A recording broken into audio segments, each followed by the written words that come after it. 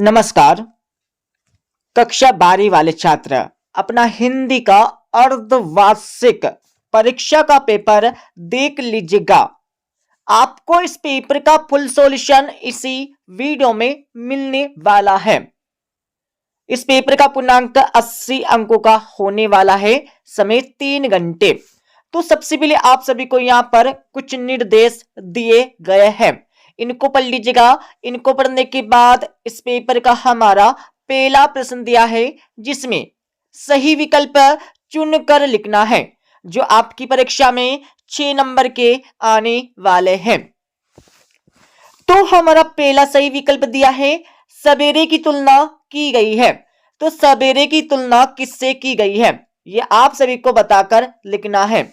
तो पहले में आपको सही उत्तर लिखना होगा क वाला, खरगोश की आंख से। तो सवेरे की तुलना खरगोश की आंख से की गई है। दूसरा आपका दिया है, काव्य के अर्थ और भाव को चमत्कारपूर्ण बनाने वाले अलंकार कहलाते हैं। तो कैसे अलंकार कहलाते हैं, ये आप सभी को बताकर लिखना है। तो दूसरे में आपको सही उत्तर लिखना होगा क वाला, अर्थ अलंकार कहलाते हैं। तीसरा आपका दिया है, बाजार का जादू चढ़ने का अर्थ है। तो बाजार का जादू चढ़ने का अर्थ क्या है, यह आप सभी को बताकर लिखना होगा। तो तीसरे में सही उत्तर आपको लिखना है क वाला, आकर्षक वस्तु है। चौथा आपका दिया है, जिस वाक्य में एक ही संज्ञा और क्रिया का प्रयोग होता है उसे कहते हैं। तो उसे क्या कहते हैं, यह आप सभी को बताकर लिखना है। तो चौथे में करेक्ट आंसर आपको लिखना होगा क वाला, सरल वाक्य। पांचवा आपका दिया है, यशोधर बाबू के विवाह की वर्षगांठ थी। तो पांचवे में आपको सही उत्तर करेक्ट आंसर लिखना होगा ख वाला, 25वीं।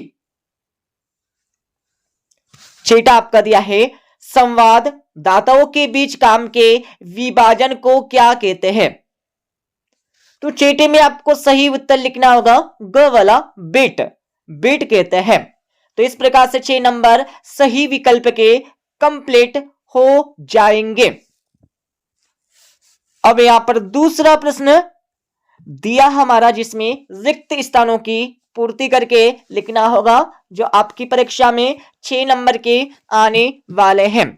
इनके आंसर देखने से पहले आप सभी इस वीडियो को आपके सभी दोस्तों के साथ शेयर कर दीजिएगा।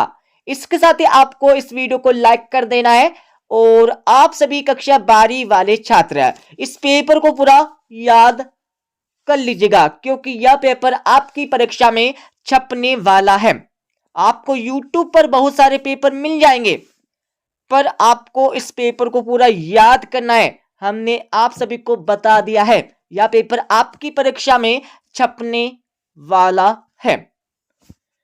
तो यहां पर देख लीजिएगा, आपका पहला दिया है, तुमने किसको सहूलियत से बरतना कभी नहीं सीखा।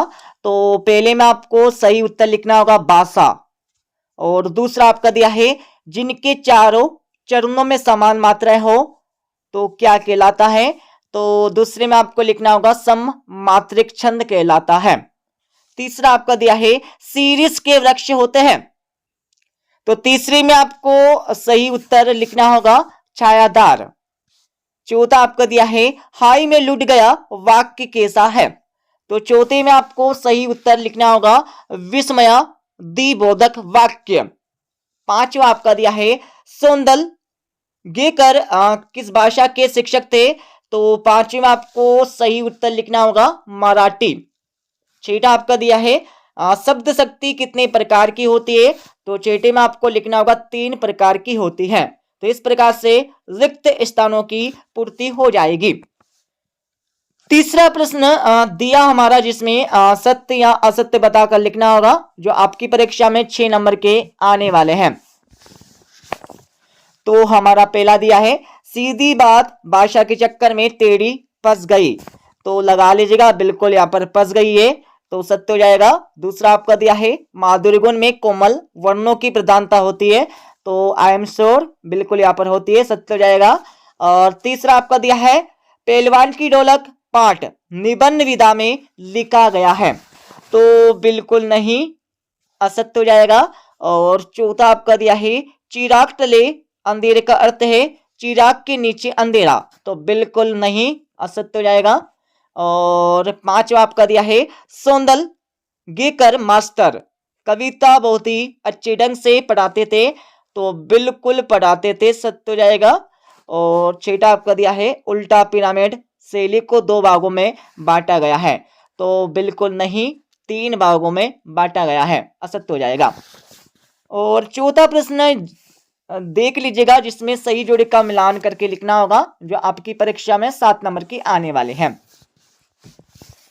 तो सही जोड़ी का मिलान कर लीजिएगा। महाकाव्य में आपको लिखना होगा कामयनी, भक्ति में आपको लिखना होगा महादेवी वर्मा, कविता के बहाने में आपको लिखना होगा कुंवर नारायण, जूझ में आपको लिखना होगा डॉक्टर आनंद यादव, और होम थावनी में आप सभी को लिखना होगा अतीत में दबे पाव और विशेष रिपोर्ट का प्रकार, तो इसमें आपको लिखना होगा बैकग्राउंडर। तो इस प्रकार से सही जोड़ी का मिलान हो जाएगा।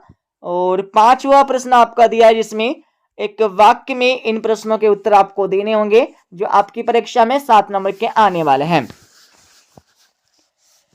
तो हमारा पहला दिया है हिंदी साहित्य के आधुनिक काल के जनक का नाम आपको बताना होगा, तो पहले में आपको लिखना होगा भारतेंदु हरिश्चंद्र, यह आपको लिखना है पहले का उत्तर, ओके। और दूसरा आपका दिया है विप्लव का वीर किसे कहा गया है, तो दूसरे में आपको लिखना होगा बादल आपको यहां पर दूसरे का उत्तर लिखना है। तीसरा आपका दिया छंद के प्रकार लिखिए, तो छंद के प्रकार यहां पर 2 प्रकार के होते हैं, ठीक है। तो छंद के प्रकार आपको लिखना होगा, तो छंद के 2 प्रकार होते हैं, कौन कौन से होते हैं, सममात्रिक छंद और अर्धमात्रिक छंद, ठीक है। और चौथा आपका दिया है लड़कों की टोली को क्या नाम दिया गया था, तो चौथे में आपको लिखना होगा मेढक मंडली, यह आपको लिखना होगा यहाँ पर चौथे का उत्तर। और पांचवा आपका दिया है पुनरुक्त शब्द युग्म के 2 उदाहरण आपको देने होंगे, 2 एग्जाम्पल आपको लिखने होंगे, तो पांचवे में आपको लिखना है बार बार, और एक आपको लिखना होगा देश देश। आप इसका उत्तर तो मन से भी लिख सकते हैं, कोई दिक्कत ना है, ठीक है। जैसे कि कब कब तब तब, इस प्रकार से आप पुनरुक्ति यहां पर शब्द लिख सकते हैं। और छठा आपका दिया है किसनदा का वास्तविक नाम क्या था, तो किसनदा का वास्तविक नाम क्या था ये आपको बताना होगा, तो छठे में आपको लिखना होगा कृष्णानंद पांडे, ठीक है, ये आपको लिखना है यहां पर छठे का उत्तर। सातवां आपका दिया है कौन सा स्तंभ जनमत को प्रतिबिंबित करता है, तो सातवें में आपको लिखना होगा संपादक के नाम पत्र, यह आपको लिखना है 7वें का उत्तर। अब आप सभी कक्षा 12 वाले छात्र 2-2, 3-3 एवं 4-4 नंबर के प्रश्न देख लीजिएगा, सभी को उत्तर आपको बता देंगे इस वीडियो के लास्ट में। तो यहां पर हमारा छठा प्रश्न दिया जिसमें दिशाओं को मृदंग की तरह बजाने से क्या तात्पर्य है, इसके बारे में आपको लिखना होगा, अथवा आपका दिया। और 7वें प्रश्न में रीति काल को संगर काल किस कारण से कहा गया है, इसके बारे में आपको लिखना होगा। और 8वें में आप सभी को प्रयोगवाद की 2 विशेषता लिखना है। 8वें प्रश्न में आप सभी को महाकाव्य और खंडकाव्य में 2 अंतर लिखना होगा। और 8वीं वाले प्रश्न में आप सभी को पाठ्य मुक्तक एवं गेय मुक्तक में 2 अंतर बताना है। 9वें प्रश्न में आप सभी को भ्रांतिमान अलंकार की परिभाषा एग्जाम्पल उदाहरण सहित लिखना होगा। और 8वीं में आप सभी को संचारी भाव किसे कहते हैं, किन्हीं 2 संचारी भाव के नाम आपको बताना होगा। और 10वीं में आप सभी को जीवनी और आत्मकथा में 2 अंतर लिखना है। 8वीं में आप सभी को निबंध की परिभाषा लिखना होगा और किन्हीं 2 निबंधकारों के नाम एंड उनकी रचनाओं के नाम भी आपको लिखना है। और यहाँ पर 11वां प्रश्न देख लीजिएगा। 11वें के बाद आप सभी को यहाँ पर 12वां प्रश्न दिया है, जिसमें क्षेत्रीय शब्द किसे कहते हैं इसकी परिभाषा आपको देना होगा और उदाहरण भी आपको लिखना है। 8वीं में आप सभी को संदेहवाचक वाक्य की परिभाषा एग्जाम्पल सहित लिखना है, उदाहरण सहित आपको लिखना है। और 13वीं प्रश्न में आप सभी को लोकोक्ति एवं मुहावरे में 2 अंतर लिखना होगा और 8वें प्रश्न में आप सभी को मुहावरा का अर्थ लिखकर वाक्यों में प्रयोग करना है। सभी के उत्तर आपको बता देंगे। और 14वां प्रश्न आपका दिया 15वां एंड यहाँ पर 16वां प्रश्न देख लीजिएगा, जो आपकी परीक्षा में आने वाला 3 नंबर का। इस प्रश्न में आप सभी को सूर्यकांत त्रिपाठी निराला अथवा जगवीर साय की काव्यगत विशेषताएं निम्नलिखित बिंदुओं के आधार पर लिखना है। 2 रचना आपको लिखना होगा, भाव पक्ष लिखना है और कला पक्ष लिखना है। 17वें प्रश्न में आप सभी को महादेवी वर्मा अथवा जिनेंद्र कुमार की साहित्यिक विशेषताएं निम्नलिखित बिंदु के आधार पर लिखना है। 2 रचनाएं, भाषा शैली, साहित्य में स्थान, तो इनके उत्तर भी आपको बता देंगे। और 18वें प्रश्न में आप सभी को एक विज्ञापन तैयार करके लिखना होगा और 8वें में आप सभी को संवाद लिखना है। 19वें प्रश्न में आपको एक अपठित गद्यांश या काव्यांश दिया है, तो इसको आपको परीक्षा में समझ कर पढ़ लेना है। पढ़ने के बाद आपको इसके नीचे लिखे प्रश्नों के उत्तर आपको देना है। तो सबसे पहले आपको इस गद्यांश का शीर्षक बताना होगा, तो इसमें आपको शीर्षक लिखना होगा भारतीय संस्कृति, यह आपको लिखना है, ठीक है, इसका शीर्षक। और दूसरा आपका दिया है पर्व का असली उद्देश्य क्या है, इसके बारे में आपको लिखना होगा। तो पर्व का असली उद्देश्य क्या होता है इसके बारे में आपको परीक्षा में बताना होगा, तो इसका उत्तर आपको यहीं पर मिल जाएगा। थोड़ा आपको यहाँ पर देखना होगा, ठीक है, ढूंढना होगा, तो थोड़ा यहाँ पर इसका उत्तर आपको बताना होगा। यहाँ पर देख लीजिएगा इसका उत्तर, यहां से लेकर, ठीक है, यहां से लेकर यहां तक आपको यहाँ पर दूसरे का उत्तर हो जाएगा, ठीक है। और तीसरा आपका दिया है परिमार्जित का समानार्थी आपको लिखना है, ठीक है, परिमार्जित का आपको समानार्थी शब्द यहाँ पर बताना होगा, तो इसका उत्तर आपको बता देंगे। और यहाँ पर 8वीं वाले प्रश्न में आप सभी को एक काव्यांश दिया, तो इस काव्यांश को आपको पढ़ना होगा। पढ़ने के बाद 3 प्रश्न दे, तीनों के उत्तर आपको यहाँ पर छांट के लिखना है। और 20वें प्रश्न में आप सभी को गद्यांश को पढ़ना है। गद्यांश को पढ़ने के बाद समझना होगा। समझने के बाद आपको संदर्भ, प्रसंग एंड विषय सहित वाक्य लिखना है, तो इनके आंसर भी आपको बता देंगे। और 21वें प्रश्न में आप सभी को काव्यांश को पढ़ना होगा। इसको पढ़ने के बाद संदर्भ, प्रसंग और भावार्थ आपको लिखना है। 22वें प्रश्न में आप सभी को आपके क्षेत्र के पोस्ट मास्टर साहब को नियमित डाक वितरण न होने का शिकायत पत्र आपको लिखना होगा। और 8वीं वाले प्रश्न में आप सभी को बधाई पत्र लिखना है। 23वें प्रश्न में आप सभी को रूपरेखा सहित एक निबंध लिखना है।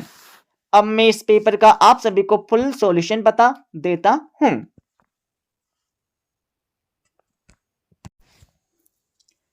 जैसे कि हमने आप सभी को क्वेश्चन नंबर 1 से लेकर 5 तक के उत्तर सबसे पहले बता दिए। अब आप सभी 6 से लेकर 23 तक के प्रश्नों के उत्तर देख लीजिएगा। एंड देखने के साथ साथ भी आपको इन प्रश्नों के उत्तर पढ़ लेना है, याद कर लेना है। तो यहाँ पर 6ठे प्रश्न का उत्तर आपको दिया पूरा का पूरा, ठीक है। 6ठे का आपको पहला एंड इसका 8वीं का आंसर यहाँ पर मिल जाएगा। और 7वें प्रश्न का उत्तर आप सभी यहाँ पर देख लीजिएगा। 7वें का पहला एंड इसका 8वां। और नीचे वाला हमारा 8वें प्रश्न का उत्तर हो जाएगा। तो 8वें की पहले में आप सभी को महाकाव्य एंड खंडकाव्य में अंतर बताना होगा 2। और इसके 8वीं में आप सभी को पाठ्य मुक्तक एवं गेय मुक्तक में अंतर बताना है। 9वें प्रश्न का उत्तर आप सभी को यहाँ पर दिया गया है, जिसमें भ्रांतिमान अलंकार की परिभाषा एग्जाम्पल सहित आपको लिखना है। और 8वीं का उत्तर आपको दिया है और 10वें प्रश्न का उत्तर आप सभी देख लीजिएगा, जिसमें जीवनी एंड आत्मकथा में अंतर लिखना है। और 8वें का उत्तर आपको यहाँ पर दिया है, जिसमें निबंध की परिभाषा आपको लिखना होगा और किसी एक निबंधकार का नाम आपको लिख देना है। और 11वें प्रश्न का उत्तर आपको दिया पूरा का पूरा, ऊपर से लेकर नीचे तक देख लीजिएगा। और 12वीं का उत्तर भी आपको यहाँ पर मिल जाएगा। ओके, इसके साथ ही यहाँ पर 13वें प्रश्न का उत्तर आप सभी देख लीजिएगा, जिसमें लोकोक्ति एवं मुहावरे में 2 अंतर लिखना है। और 8वें का उत्तर आपको दिया, जिसमें मुहावरे का अर्थ लिखकर वाक्य में प्रयोग आपको करना होगा। और इसके साथ यहाँ पर 14वें प्रश्न का उत्तर आपको यहाँ पर दिया है। ठीक है, 14 के बाद यहाँ पर 15वें प्रश्न का उत्तर आप सभी देख लीजिएगा। 15वें का पहला एंड इसका अथवा। 16वें प्रश्न का उत्तर आपको यहाँ पर मिल जाएगा 8वें का, जिसमें जगवीर साय की 2 रचनाएं भाव पक्ष कला पक्ष लिखना होगा। और आगे चलेंगे तो आप सभी को 17वें प्रश्न का उत्तर यहाँ से मिल जाएगा, जिसमें महादेवी वर्मा की 2 रचनाएं भाव पक्ष और साहित्य में स्थान आपको लिखना होगा, कला पक्ष भी लिखना होगा। और यहाँ पर 8वें का उत्तर आपको दिया, जिसमें जिनेंद्र कुमार की 2 रचनाएं भाषा शैली एंड साहित्य में स्थान आपको लिखना होगा। और 19वें प्रश्न का उत्तर आप सभी यहाँ पर देख लीजिएगा। ठीक है, 20वीं का उत्तर आपको दिया, जिसमें संदर्भ लिखना है, प्रसंग आपको लिखना है, वाक्य आपको करना होगा। तो पूरा ऊपर से लेकर नीचे तक पढ़ लीजिएगा। और 21वें प्रश्न का उत्तर आपको दिया है पूरा का पूरा, जिसमें संदर्भ प्रसंग आपको लिखना होगा, वाक्य आपको लिखना है। 22वें प्रश्न का उत्तर देख लीजिएगा, जिसमें शिकायत पत्र आपको लिखना होगा। तो इसी प्रकार से आपको शिकायती पत्र लिखना है, पूरा देख लीजिएगा फॉर एग्जाम्पल के लिए। और इसके साथ ही हमने इस पेपर का पूरा सॉल्यूशन बता दिया है। बस एक क्वेश्चन यहाँ पर छूट गया है, क्वेश्चन नंबर 23। तो क्वेश्चन नंबर 23 में तो आपको किसी एक विषय पर एक निबंध लिखना है, जो आप सभी को पता होगा, क्योंकि आप सभी कक्षा 12वीं में आ चुके, तो इतना तो आप सभी को पता होगा निबंध कैसे लिखते हैं। तो सबसे पहले आपको परीक्षा में रूपरेखा लिखना होगा और प्रस्तावना वगैरह वगैरह सभी लिख देना है। उसके बाद आपको निबंध लिखना है, मतलब जो भी आपने पॉइंट लिखे उनका पूरा पूरा आपको वर्णन कर देना है परीक्षा में। तो ठीक है, मिलते अगले वीडियो में।